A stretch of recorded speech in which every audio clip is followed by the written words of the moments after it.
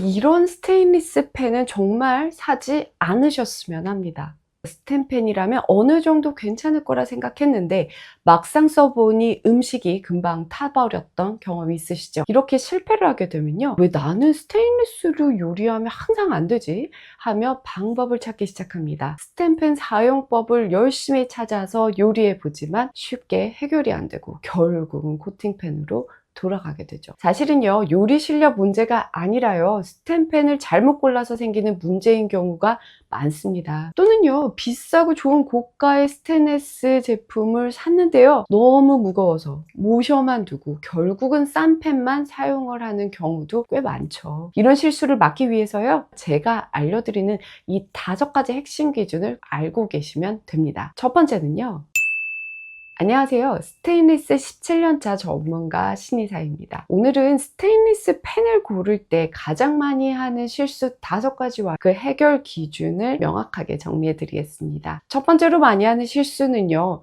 통 3중, 통 5중 같은 숫자만 보고 고르는 것입니다. 얼핏 보면 겹수가 많을수록 무조건 더 좋은 제품처럼 느껴지죠. 하지만 통 5중이라고 해서 비싼 거 샀는데 왜 자꾸 눌러붙죠? 3중인데도 의외로 열이 잘 퍼지는데요? 이런 얘기 많이 듣습니다. 이건 통 몇 중 하는 숫자 자체가요, 스테인리스 펜의 성능을 보장하지 않기 때문이에요. 타거나 눌러붙는 문제, 열이 한쪽으로 몰리는 문제는 사실은요, 스텐펜을 만들 때 속에 사용한 금속의 영향이 가장 큽니다. 그럼 왜 스테인리스 펜은 스테인리스로만 만들지 않고 여러 겹의 다른 금속을 합쳐서 만드는 것일까요? 그건 스테인리스가요, 열전도, 즉 열을 잘 전달하지 못하는 금속이기 때문입니다. 간단히 비교해 보면요, 스테인리스, 알루미늄, 구리 순으로 구리가 가장 빠르게 열을 전달하죠. 그래서 스테인리스 펜은요, 여러 겹 중에 알루미늄이나 구리 같은 열 전달 도우미를 끼워서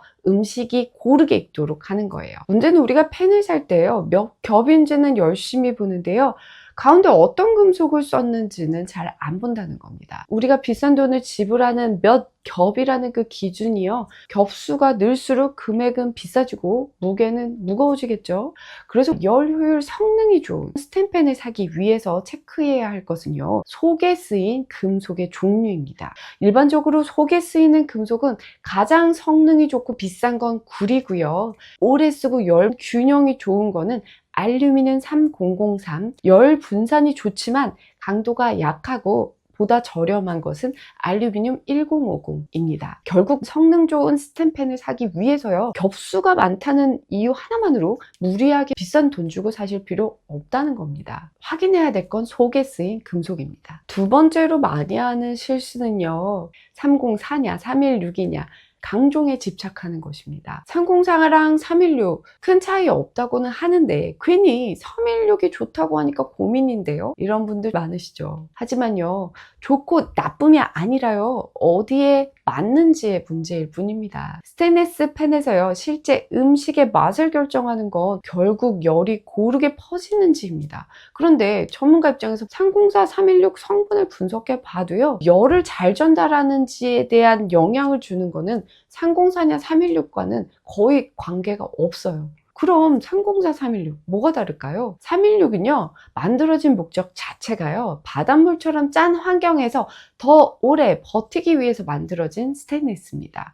즉 집에서 요리할 때 쓰라고 만들어진 강종이 아니에요. 또 그런데 요즘 스테인리스에 3으로 시작된 숫자가 없으면 쓰면 안 돼요, 위험해요, 이런 얘기들이 있던데요, 알아두셔야 할 게 있습니다. 대부분 스텐펜과 냄비는요, 바깥쪽을 304보다 저렴한 4로 시작하는 400계열 스테인리스로 만듭니다. 그래야지 인덕션이 작동하거든요.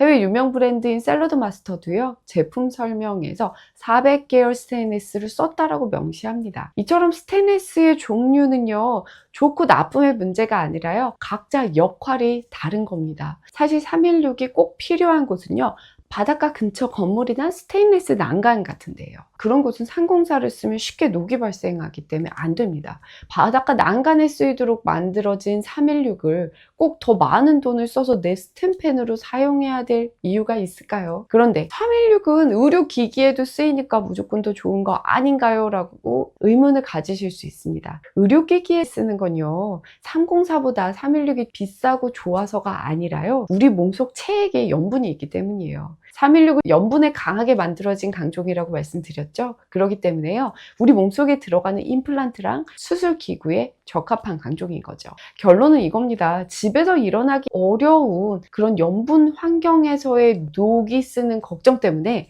316을 고민하실 필요는 없다는 거예요. 세 번째 실수는요, 원산지 표기만 보고 판단하는 것입니다. 메이드 인 코리아 같은 라벨을 보고 안심을 하거나요, 반대로 중국산이네, 베트남산이네 하고 불신하는 경우들이 있죠. 실제로는요, 그렇게 단순하지 않아요. 예를 들어볼게요. 스테인리스 철판을요, 베트남에서 가져와서 한국에서 펜으로 만든다면요, 이 제품의 원산지는 한국으로 표시됩니다. 왜냐하면 실질적인 변형이 어디서 일어났느냐가 원산지를 결정하기 때문이에요. 여기서 중요한 건요, 펜을 만드는 원산지와 스테인리스를 만드는 원산지는 다른 얘기라는 겁니다. 그래서 스테인리스 펜의 품질을 정말로 잘 알고 싶다면요, 펜을 어디서 만들었는지 뿐 아니라요, 그 펜에 쓰인 스테인리스를 어느 철강 회사에서 만들었는지를 확인해야 됩니다. 같은 304라 해도요, 제조 회사에 따라서 녹이 잘 쓰는 정도, 품질이 고른 정도의 차이가 있기 때문입니다. 그러고요, 포스코도요, 한국뿐 아니라 중국, 베트남에도 스테인리스 공장을 운영을 합니다. 핵심은 어느 나라가 아니라요, 어느 회사의 스테인리스를 썼고 어떤 품질 관리를 거쳤느냐입니다. 많은 분들이 국산 펜이니까 믿을 수 있는 거 아닌가요? 라고 말씀하시는데요, 한국에서 펜을 만들었어도 품질이 안 좋은 저가의 스테인리스 철판을 썼다면요, 결국은 스텐펜의 품질은 떨어질 수 있다는 겁니다. 이런 이유로 스테인리스 펜을 팔 때요, 포스코 제품이라고 홍보를 하는 이유이기도 합니다. 결론은 이겁니다. 진짜 스테인리스 펜의 품질을 보려면요, 어느 철강 제조 회사에서 이 스테인리스를 만들었는지도 확인을 하시면 좋습니다. 네 번째로요, 무조건 두껍고 무거워야 좋은 펜이다 라고 생각하는 겁니다. 저도 냄비가 무거우면요, 벌써 설거지할 생각에 손이 잘 안 가게 되더라고요. 그래서 스테인리스 펜은요, 얇아도 문제, 무거워도 문제라는 거죠. 너무 얇은 펜은 어떨까요? 불 조절을 조금만 잘못해도요, 금세 타고 눌러붙어요. 반대로 너무 무거운 펜은 어떨까요? 요리할 때는 안정적일 수 있어도요, 1.5kg를 넘어가면요, 묵직하다를 넘어서서 부담스럽다라고 느끼는 분들이 많아요. 또 우리가 간과하는 부분이 있는데요, 펜 자체 무게만 생각하고요, 들어보니 괜찮은데? 하지만 어때요? 음식이 들어가면 더 무거워진다는 사실을 놓치면 안 됩니다. 그래서 제가 드리는 현실적인 기준은 이겁니다. 3중 이상으로 만든 스테인리스 제품들 중에서요, 가장 가벼운 것으로 고르세요. 온라인에서 구매하실 때 무게 확인하시고요, 무게 표시 안 돼 있으면요, 반드시 고객센터 문의하셔서 확인하시고 구매하셔야 됩니다. 꿀팁을 하나 더 드리자면요, 평소에 편하게 쓰는 펜이나 냄비의 무게를 한번 재보세요. 그 무게를 기준으로 새 펜을 선택하시면 실수를 줄이실 수 있습니다. 같은 304의 3중인데 독일 브랜드는 그을림이 적고 잘 닦이는데 국산 브랜드는 그을림도 잘생기고 잘 안 닦일까요? 다섯 번째 실수는요, 바로 이 질문처럼 스테인리스는 비싸면 그을림이 안 생기고 싸면 그을림 자국이 많이 생긴다고 생각하는 것입니다. 하지만 실제로는요, 가격이나 브랜드의 영향보다는요, 표면 마감, 즉 얼마나 표면이 매끄럽게 연마됐느냐 안 됐느냐가 그을림 자국에 훨씬 더 큰 영향을 줍니다. 표면 마감이란 건 쉽게 말해서요, 나무로 만든 가구를 거친 표면을 사포질을 해서 맨들맨들하게 만들잖아요. 그 과정이라고 생각하시면 됩니다. 그렇게 만들어진 스테인리스 펜의 표면이요, 당연히 거칠수록 조리할 때 불꽃과 음식물이 더 많이 달라붙게 되고요, 반대로요, 표면이 매끄럽게 연마가 된 제품일수록 그을림 자국이 덜 생길 수 있습니다. 즉 같은 스테인리스라도요, 표면이 어떻게 마감이 되었냐에 따라서 그을림 자국이 좀 더 생기기도 하고 덜 생기기도 한다는 겁니다. 그래서요, 이런 그을름 자국이 좀 신경이 쓰이시는 분들은요, 표면에 광택이 좀 더 있는 제품을 선택하시면 좋습니다. 물론 광택이 적은 표면도요, 장점이 있습니다. 기스 자국이 눈에 덜 띄고요, 오래 써도 덜 낡아 보인다는 거죠. 장단점이 있으니요, 취향껏 선택하실 문제이지 성능의 문제가 아닙니다. 정리하면요, 스테인리스 펜을 고를 때 꼭 기억해야 될 5가지는 이겁니다. 첫 번째는요, 몇 중인지 숫자만 믿지 마시고요, 가운데 어떤 종류의 금속을 썼는지를 확인하셔야 된다는 겁니다. 두 번째는요, 304냐 316이냐 강종 숫자에 집착해서 비싼 스테인리스 펜을 고르실 필요는 없다는 겁니다. 세 번째는요, 스테인리스 품질을 검증하고 싶다면요,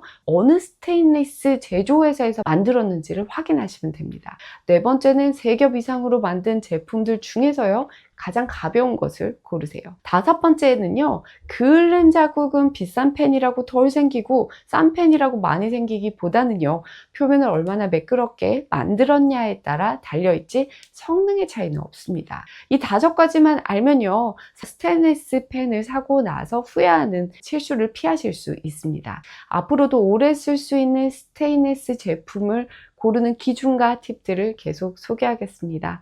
혹시 스테인리스 펜을 고르실 때 고민되시는 부분이나 궁금한 점 있으시면요, 댓글에 남겨주세요. 열심히 답변을 드릴게요. 여러분의 댓글이요, 다음 영상의 주제가 될 수 있습니다. 감사합니다.